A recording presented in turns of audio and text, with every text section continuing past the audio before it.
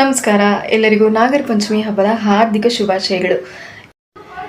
ಇಂದು ಪ್ರಕೃತಿಯ ಆರಾಧನೆ ಹಾಗೆ ಸಹೋದರ ಸಹೋದರಿಯರ ಬಾಂಧವ್ಯದ ಪ್ರೀತಿಯ ಸಂಕೇತ.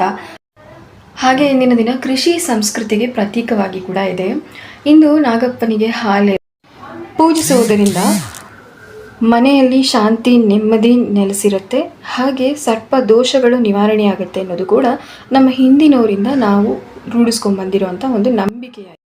ಈ ನಾಗರ ಪಂಚಮಿಯನ್ನು ಶ್ರಾವಣ ಮಾಸದ ಶುಕ್ಲ ಪಕ್ಷದ ಪಂಚಮಿ ಎಂದು ಆಚರಣೆ ನಡೆಸಲಾಗುತ್ತೆ. ಒಂದೊಂದು ಕಡೆ ಒಂದೊಂದು ರೀತಿ ಈ ಹಬ್ಬವನ್ನು ಆಚರಣೆ ಮಾಡ್ತಾರೆ. ನಮ್ಮಲ್ಲಿ ನಾಗರ ಪಂಚಮಿ ಅಂದರೆ ಮೇಯ್ನಾಗಿ ನಮಗೆ ನೆನಪಾಗೋದೆ ನಮ್ಮ ಅಣ್ಣ ತಮ್ಮ. ಎಸ್ಪೆಷಲಾಗಿ ನಮ್ಮ ಕಡೆ ಅಣ್ಣ ತಮ್ಮಂದರಿಗೆ ಬೆನ್ನು ತೊಳೆದು ಅವರ ಹೊಟ್ಟೆ ಬೆನ್ನು ತಣ್ಣಗಿರಲಿ ಅಂತ ಹೇಳಿ ಅವ್ರ ಕಡೆಯಿಂದ ದೊಡ್ಡವರಾಗಿದ್ದರೆ ಆಶೀರ್ವಾದ ತೊಗೊಳ್ಳೋದು, ಇಲ್ಲ ಚಿಕ್ಕವರಾಗಿದ್ದರೆ ನಾವು ಅವ್ರಿಗೆ ಆಶೀರ್ವಾದ ಮಾಡೋದು, ಇದೊಂದು ಪ್ರತೀತಿ ಇದೆ. ನಿಮ್ಮ ಕಡೆ ಹೇಗೆ ಸೆಲೆಬ್ರೇಟ್ ಮಾಡ್ತೀರಾ? ಇನ್ನು ಪೌರಾಣಿಕವಾಗಿ ನೋಡೋದಾದರೆ ಇಂದು ಮುಖ್ಯವಾಗಿ 2 ಘಟನೆಗಳು ನಡೆದಿವೆ. ಅದರಿಂದನೇ ಇಂದು ನಾಗರ ಪಂಚಮಿಯನ್ನು ನಾವೆಲ್ಲರೂ ಆಚರಿಸ್ಕೊಂಡು ಬಂದಿದ್ದೀವಿ.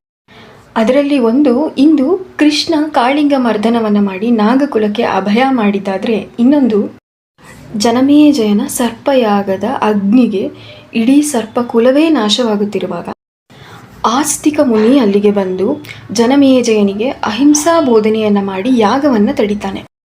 ಸಂಪೂರ್ಣ ನಾಗಕುಲವು ವಿನಾಶದಿಂದ ಉಳಿದ ಈ ಶುಭ ದಿನವೇ ನಾಗರ ಪಂಚಮಿಯಾಗಿದೆ.